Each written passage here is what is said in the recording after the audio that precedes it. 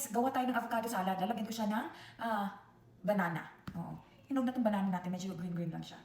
So, munti ko nang makalimutan ng aking avocado guys kasi nawala na sa isip ko. Kasi binili ko siya noong green pa lang siya. Hinog na pala, mabilis lang siyang huminog. So, ayan. Merong isa na may sira. So, gagawa lang tayo ng avocado, banana, salad. Lilipat ko siya guys kasi hindi siya kasya. Hindi kasya.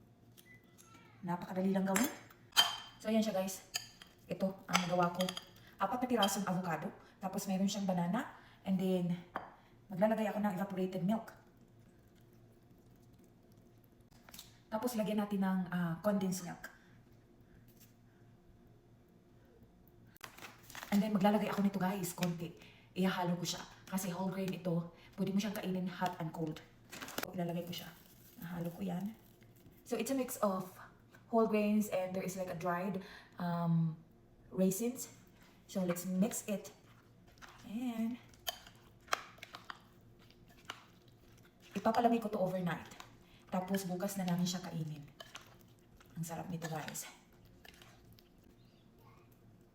So, that is our avocado, banana, salad. Thank you for watching guys. Ingat kayong lahat.